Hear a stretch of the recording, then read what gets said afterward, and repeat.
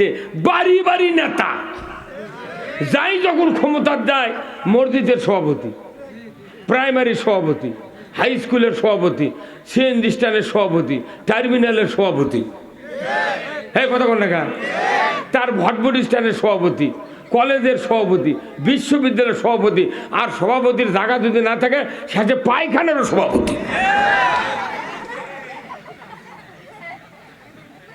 এই কথা বল না, সভাপতি হতে হবে ইসলামের সভাপতি। যারা ইসলামের সভাপতি হবে, আল্লাহ তাআলা রসুল বলছেন, মান আহাব্বা সুন্নতি ফাকাদ আহাব্বানি ওয়া মান আহাব্বানি কানা মাই ফিল জান্নাহ। আল্লাহু আকবার। আমার নবী বলেছেন, যারা আমার সুন্নাহ মানবে তারা আমাকে ভালোবাসবে, আর যারা আমাকে ভালোবাসবে আমি নবী আমার সাথে বেহেশতে থাকবে। রসুল নেতৃত্ব দিলেন কোরআন দিয়া, কথা ঠিক কিনা? আজকে আমরা রসুলের নেতৃত্ব ভুলে গিয়া মানুষের নেতৃত্ব মেনে নিচ্ছি। আমার আল্লাহ বলেছেন, বান্দা আমার রসুলের নেতৃত্ব তোমরা মেনে নাও, যদি মেনে নিতে পারো আমি আল্লাহ তোমাদের তামাম জীবনের গুনাহ মাফ করে দেব। কুল ইন কুনতুম তুহিব্বুনাল্লাহ ফাত্তাবিউনি ইউহিব্বুকুমুল্লাহ ওয়া ইয়াগফির লাকুম যুনুবাকুম আল্লাহু গফুরুর রহিম। আমার আল্লাহ বলছেন, নবী আপনি বলে দিন আপনার উম্মতের ভেতরে তারা যদি আমি আল্লাহ আমাকে ভালোবাসতে চায়, ধরে কোন আল্লাহু আকবার। আপনারা আমরা কি আল্লাহকে ভালোবাসতে পারি? আল্লাহকে ভালোবাসা যাবে? কারা কারা বাসবেন হাত তোলেন তো দেখি। আল্লাহ নামান হাত। আল্লাহ ভালোবাসা লাগবে। আল্লাহ নিজে বলছেন, আপনার উম্মতের যদি আমি আল্লাহ আমাকে ভালোবাসতে চাই তাহলে ফাত্তাবিউনি, আপনার যেন অনুসরণ করে। আল্লাহু আকবার। এখন অনুসরণের জায়গা আমাদের দেশের বহু বক্তারা ইমামরা আমরা বলেছি, আল্লাহ যদি ভালোবাসতে চাও নবী ভালোবাসো। ভালোবাসার অনুসরণ আকাশ পাতাল কম বাড়া। আমি মহাদেবপুর ওখানে 4টে মাতা, আমি বললাম ভাই মাতাদের রোড কোনটা? তো এক রিক্সাওয়ালা বলছে ভাই এই দিকে যান। তার মাতাদের রোডে ঢুকলাম, উনি আমাকে ভালোবাসে রাস্তা দেখে দিয়েছেন, কথা ঠিক কিনা? এই দিক আছে ব্রিজ, উঁচা ব্রিজ পার হ্যাঁ। এক লোক বললাম যে ভাই এখানে যে ইটা পুকুর সারটা কোথায়? কোথায়? হুজুর আমিও যাচ্ছি, আমার পাশে পাশে আসেন। এটা ভালোবাসা নয়, এটা অনুসরণ। উনি ভালোবাসা দেখে আমাকে মহাদেবপুরতে রাস্তা দেখে দিয়েছেন, নরে উনি রিক্সার উপর বসে থেকে কথা এই দিক যান, এটা ভালোবাসা। আর এখানে ব্রিজের থেকে আমাকে বলল আমার পেছনে পেছনে আসেন, আমিও ওখানে যাচ্ছি। তাহলে এই লোকটা পেছনে আসা মানে কি? ওই লোককে অনুসরণ করে আমি আসতেছি। এটা হলো অনুসরণ, আর ওটা হলো ভালোবাসা। তে নবী আল্লাহ বলছেন যে আপনার উম্মতেরা যদি আমাকে ভালোবাসতে চায় তাহলে আপনার যেন অনুসরণ করে। কি কি অনুসরণ? আপনি যাকে মেসাক করছেন উনকে মেসাক করো, কথা কোনে গা? হ্যাঁ যদি ঠিক কিনা? আপনি যাকে টুপি মাথা দিচ্ছেন ওইরকম টুপি মাথা দিবার করবেন। আপনি যেরকম দাড়ি রেখেছেন ওইরকম দাড়ি রাখবার করবেন। আপনি যেরকম সুদ হারাম করেছেন ওরাও যাতে সুদ হারাম করে। আপনি যেরকম পর্দা ফরজ করছেন ওনারাও যাতে পর্দা ফরজ করে। আপনি যেরকম চুরি হাত কাটার আইন কায়েম করছেন ওরাও যেন আইন কায়েম করে। আপনি যেরকম মহিলাকে বল খেলা নিষেধ করছেন ওরাও যেন মহিলার বল খেলা নিষেধ করে। আর বাংলাদেশে এই পাশের মিয়া হাই স্কুল ক্লাস 10-এর মিয়া হাফ প্যান্ট পরে দেশ বিদেশে সবুজ গিঞ্জি গাঁতে বল খেলিচ্ছে আর টেলিভিশনে করছে। আমার দেশের এই ছাত্রীগুলি বিশ্বের মধ্যে বাংলাদেশের ভাব মর্যাদাকে অক্ষুণ্ণ রেখেছে। চোরের দল, চোরটামো কে মহিলার যদি বল খেলায় লাগে তাহলে আমার স্ত্রীর নামে দেবো, এই কথা কোন না। আর এই যে আমার আগে যে বক্তৃতা করলো দ্বিতীয় বক্তা, ওনার স্ত্রী অল্প বয়স, ওনারও অল্প বয়স, তাহলে ওনার বউ দেবো সেন্টারে, আমার ডান নামবি ব্যাগে। এই দুটা বক্তার বর যদি খালি ভোট ফাঁদ দেয় নামে বউ, ফেসবুকে ছবি দিয়ে কবি এই দুই শয়তানের বক্তৃতা দান দুনিয়ার কেউ না শোনে। তাহলে আমাকে বউ যখন বল খেলাবেন নামে তখন তুমি খেপে দাও শয়তান কও, আর হাজার হাজার ইমানদারের বিটি তুমি বল খেলার নামে দিয়ে তুমি মসনদ বসে আছো। আল্লাহ কি ঠেলা দিয়েছে দেখেছেন? ফাজলামি। এই পৃথিবী কার?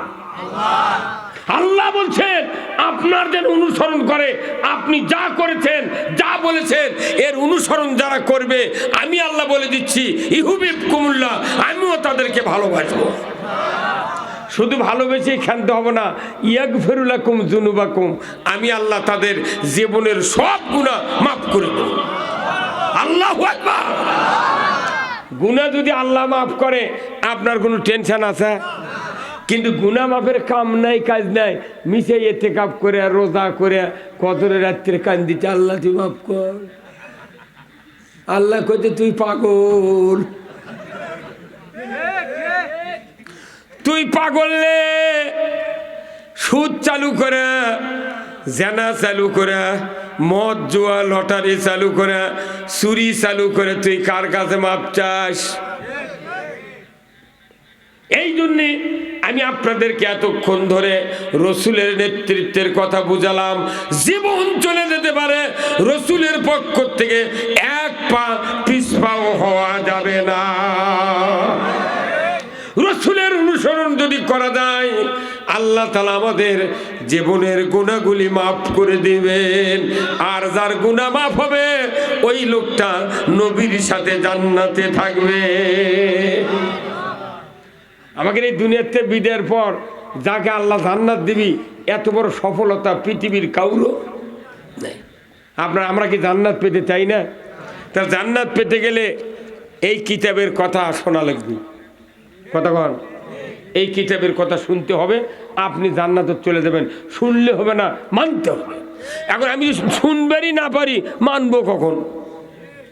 এই যে আমাদের দেশে রাস্তা নাই ভাই, এই যে রাস্তা দিয়ে আসলাম এক্ষুনি, আচ্ছা সাইকেলের টায়ার কয় ইঞ্চি ওষার? সরকার যদি একটা সাইকেলের রাস্তা বানিয়ে দিল হেনি 4 ইঞ্চি ওষার করে, ওই রাস্তা দিয়ে সাইকেল চলে পারলো হেনে, কখন যে পড়ে গেল তার ঠিক নেই। তাহলে সাইকেলের রাস্তায় 4 আঙ্গুল করলে কেউ চড়বে না। হুন্ডার আধ হাত যদি রাস্তা ওষার করলো নি, ওই দিকে কেউ হুন্ডা চালালো নি। আচ্ছা বাসের যা চাকার পরিধি, ওই চাকা সেম সেম করে যদি রাস্তা করলো নি, বাদ চললো নি। তার কারণ কি? অনেক মানুষ কয় হুজুর অত বেশি জানার কি দরকার, অল্প জানবো অল্প আমল কর্ম। আগে জানা লাগবে বেশি। দেখা রাস্তা করেছে সরকার 4 লাইন, কয় লাইন? 4 লাইন, 6 লাইন, তারপর 2 লাইন ইঙ্গে করে রাস্তা করেছে। তুমি জিমিন দিয়ে ইচ্ছে সিমিন দিয়ে দাও, কতক্ষণ লাগে? এই জন্য দুনিয়া আসতে গেলে আগে জ্ঞান অর্জন করা লাগবে। জ্ঞান অর্জন করা লাগবে। জ্ঞান অর্জন করে আপনি যদি আটো রাস্তা দিয়ে চলেন অসুবিধা কি? কিন্তু আপনি নিশ্চয় না জ্ঞান অর্জন করে আবার হুজুর করে ভুল ধরে, তো হুজুর উঠে গেলে কি কয়, তোর তো শিখে কয়া লাগবে। এই দেশের সুদ দেশ ভরে গেছে, সুদের চালায়, কিস্তি ব্যাংকের সুদ দিয়ে পুরো বাংলাদেশ ডুবে গেছে। আর ধনী মানুষ করছে না বা আমার আল্লাহ দিলে জমা জমি আছে, আমি সুদে করে কিস্তিও লিই না, লোনও লিই না, যাক বা আল্লাহ বাঁচাছে, হজ করে যাচ্ছি, লোক করে থাকবো, যা হয় হবি। আচ্ছা এই লোকটা যদি এই কথা কয় ভুল, 80 বিঘা জমি কোথায় সুদ লিনি কিস্তি লিনি, ভালো, তো তোমার জমির যে খাজনা দেওয়া লাগে, ওই কাছারির খাজনা দিলে ওই কাছারির ওই লাইভ বার করে খাতা বার করে করছে আপনার 36 বছর হলে খাজনা বাকি। আগে সুদ হলো 50,000 আর খাজনা হলো 62,000।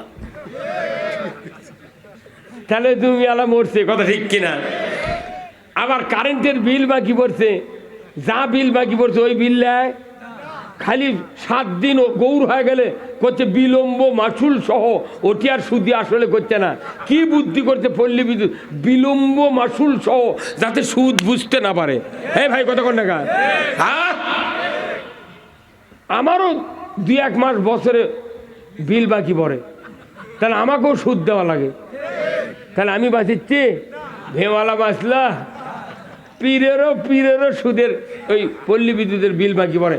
কেউ এই যে আমার গায়ে জুব্বা দেখিচ্ছেন, এই পায়জামা পাঞ্জাবি, এই ফ্যাক্টরি ঢাকার, এই কমপক্ষে 500 কোটি টাকা লোন লেছে, সিসি লোন নিয়ে ঢাকার ফ্যাক্টরি করছে। আমার এই জুব্বা পাঞ্জাবির ভাগে পড়ছে 12 আনা সুদ, আর যার পাঞ্জাবি তার হচ্ছে 6 আনা, আর যার শার্ট তার 3 আনা, যার গিঞ্জি তার 1.5 আনা, আর যার খালি গাও তার সুদ নেই। এখন আমি যদি এটি খালি গায়ে আসি তাহলে আপনারা কবেন এই পাগল কোনটা লিয়েছেন। আর বাংলাদেশে মাথার টুপি, পাগড়ি, 13 হাত কাপড়, আবার জুব্বা 22 ফুটে। মানুষ কোথাও আল্লাহওয়ালা লোক রে, যার গাও যত কাপড় বেশি তার তত সুদ বেশি। হ্যাঁ, কথা কন। আপনি কি দিয়ে বাঁচবেন কন? এই বাঁচার জন্য আল্লাহ কোরআন পাঠাছে। এই কোরআনে বাঁচার সব বক্তব্য আছে, আমি সেই কথাগুলি বলবো। শুনতে রাজি আছেন আপনারা? আসুন, আজকের এই কোরআনের মাহফিলের সম্মানিত সভাপতি সাহেব আলহাজ মোহাম্মদ আফতাব হোসেন সর্দার মাস্টার, সারতা ইটাপুকুর। আপনি মারহাবা, কি প্রাইমারি মাস্টার?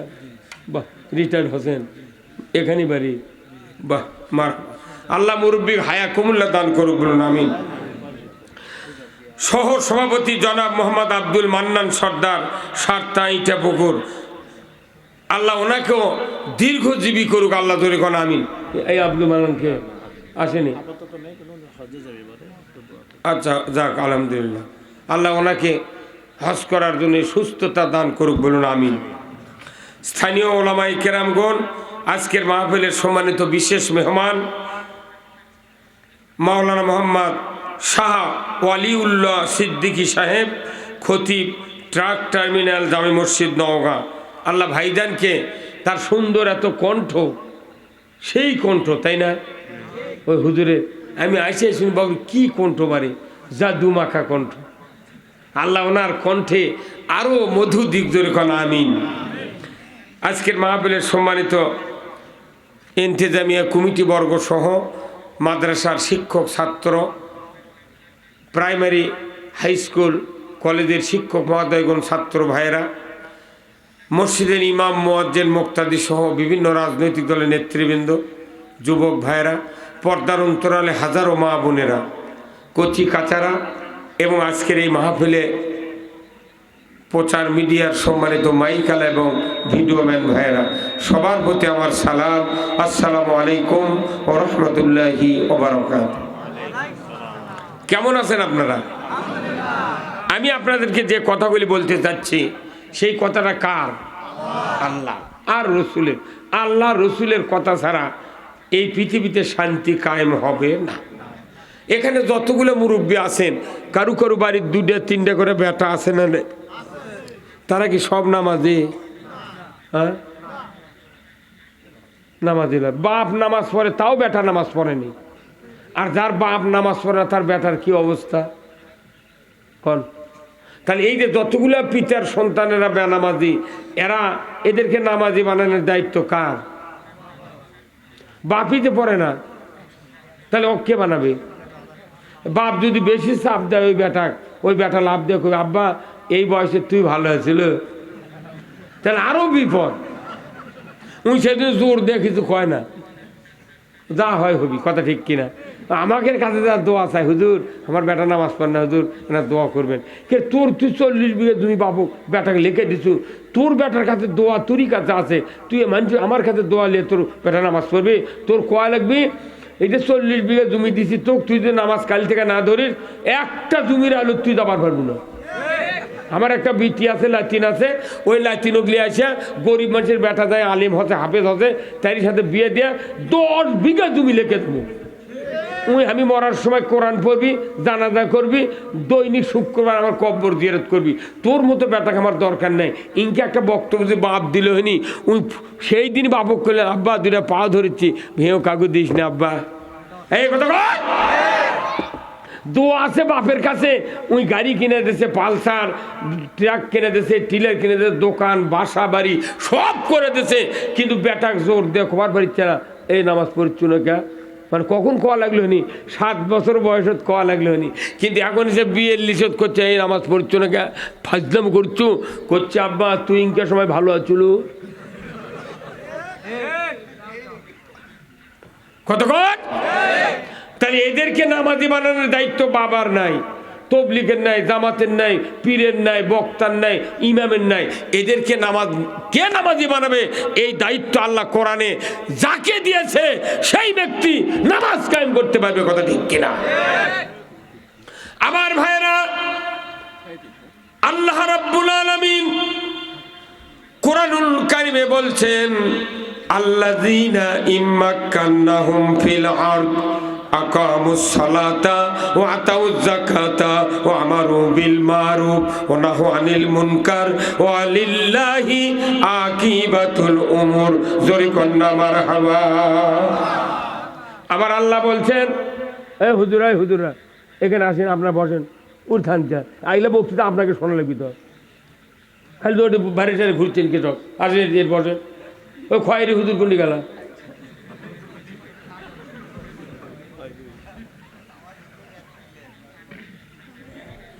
আমার আল্লাহ বলছেন, ও পৃথিবীর মুসলমান, যদি তুমি কোনো ভূখণ্ডের প্রধানমন্ত্রী হও, সরকার হও, প্রেসিডেন্ট হও, ক্ষমতায় যাও, তুমি যদি জমিনের কর্তৃত্ব হাতে পাও, আমার আল্লাহ বলেছেন তুমি 4টা আইন চালু করবা।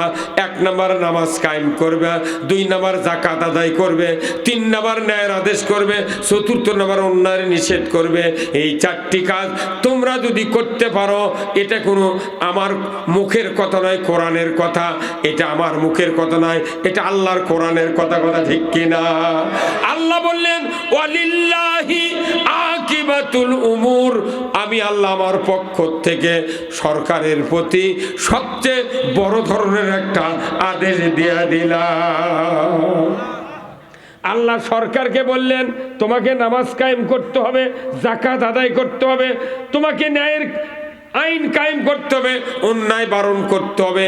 এই 4টা কাজ যদি সরকার বাংলাদেশে করত, আমার দেশে জান্নাতি পরিবেশ 100 বছর আগে কায়েম হয়ে যেত। সরকারের কাম হলো নামাজ কায়েম করা, কিন্তু এই এতদিন 54 বছরে কমপক্ষে 17টা প্রধানমন্ত্রীর কাছে কেউ কি হিন্দু আছিল? ওর কে মানা করছে নামাজ কায়েম করিসনি? তুই নামাজ কায়েম করলু না কে? এটা ইমানদারক দায়িত্ব দিতেছে কে? তো ওরাই সরকারি হুকুম মানে না, সাধারণ মানুষ হুকুম মানবি। এই কথা যখন আমরা কই, তখন কয় তোরা রাজাকার জঙ্গি। আর ধনী মানুষ ওর তালবাজি দেয়, এরকম ধর তোরা কুল্লু গরিব মানুষ ধরে জেলত তুলিছে, আর ধনী করে গাঁত হাতে দেয়নি। ধনী মানুষ তো সরকার বদলিলি উনি আবার ওর কেড়ে হয়ে যায়। কি ক্যাপাসিটি ওর কেড়ে যাই সরকার হয়, ওর 5 মিনিট লাগে না ঘুরতে। আমাকে ইউনিয়নের একটা হাজিয়া ছিল, 4 দলের 4 জামা বানিয়েছিল। যাই যখন ক্ষমতা যায় ওই জামা খাওয়াতে ওর আগে করে, ও কেউ ধরবে পারে না। আমার ভাইরা, আল্লাহ রাব্বুল আলামিন কোরআনুল কারিমে বলছেন সিবগাতাল্লাহি ওয়া মান আহসানু মিনাল্লাহি সিবগাতান ওয়া নাহানু লাহু আবিদুন। সূরা বাকারা আল্লাহ বলেছেন, ও দুনিয়ার মানুষেরা তোমরা শোনো, আমি আল্লাহ আমার রঙে রঞ্জিত হও, আমার রং হলো সারা রং। আর যারা আমার আবেদ বান্দা, তারা শুধু আমারই রং ধারণ করে। জোরে কন্যা আল্লাহু আকবার। আল্লাহর আবেদ হতে গেলে, আল্লাহর খাঁটি বান্দা হতে গেলে আল্লাহর রং ধরতে হবে। আল্লাহর রং যদি আপনি ধরেন, মানে কি আল্লাহর পক্ষ দিলেন, দুনিয়ার কেউ আপনাকে বিশ্বাস করবে না। কবিতা না, ওর কাছে ভোট চা লাভ নাই, ওই অমুকের লোক। কথা কন, এই সিবগাতাল্লাহি ওয়া মান আহসানু মিনাল্লাহি সিবগাতান, তুমি আমার রঙে রঞ্জিত হও, আর আমার রং হলো সেরা রং। যে ব্যক্তি আল্লাহর পক্ষ নিবে, এটাই হলো জান্নাতে যাওয়ার মক্ষম সুযোগ। ধরে বলুন ঠিক কিনা? আল্লাহর পক্ষ না নিলে আল্লাহ জান্নাত দিবে না, কথা ঠিক কিনা? আপনার বেটা যদি আপনার পক্ষে কথা না কয়, গায়ের মানুষ একটা বাপক মারিচ্ছে, বেটা খারাপ থেকে করছে, কেবার তোর আমার বাবার সাথে এগুলো করছো গে? আর তুই লাগে তারে বাপক মারিচ্ছে, তুই করছি এগুলো করে গে? উই যদি বাপের সাক্ষাতে বাপক মারিচ্ছে, ওই সাক্ষাতে উই যদি বাপের পক্ষ নিয়ে দাঁড়াতো, ওই গ্রামের মানুষ ওর বাপক মারতে পারতো না। উই ওই থেকে দেখিচ্ছে আর বাপক ঘুতেচ্ছে। ওই বাপ যখন মারামারি বন্ধ হয়ে যায়, কবি কই বা তুই বদমাইশ রে, আমাকে তুই সাক্ষাতে মারলো, তুই একটা কথা বললু না। ওই বাপ কবি তোকে এক সম্পত্তি দেবো না, পড়ার বেটা একদম, তাই আমাকে আগে হয়নি, তুই ইলে কি করলু কত কর না কে যাই আল্লাহর পক্ষ নিবে তাকে আল্লাহ মাফ করে দেবে। তাহলে পক্ষ নেওয়া হলো জরুরি, কথা ঠিক কিনা? আমার ভাইয়েরা, কোরআনুল কারিমে আল্লাহ বলছেন শাহরু রমজান আল্লাযী উনজিলা ফীহিল কুরআন হুদাল লিন্নাস ওয়া বায়িনাতিম মিনাল হুদা ওয়াল ফুরকান। আমার আল্লাহ বলেছেন রমজান মাসে কোরআন নাজিল করেছি, উদ্দেশ্য দুইটি। এক নম্বর হলো মানুষ শুধু হাদায়াত হবে, মানুষ শুধু আল্লাহর পথে থাকবে, রসুলের পথে থাকবে। আল্লাহর পথ রসুলের পথ ছাড়া কাউরও পথে থাকবে না। এই জন্য কোরআন নাজিল করেছেন ১৫০০ বছর আগে, জোরে বলুন ঠিক কিনা?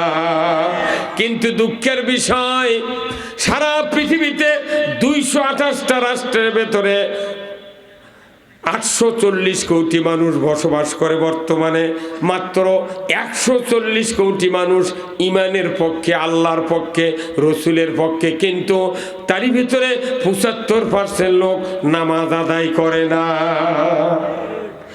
আর বাদ বাকি মোট মানুষ আল্লাহর বিরুদ্ধে, রসুলের বিরুদ্ধে, ইসলামের বিরুদ্ধে। ১৫০০ বছর আগে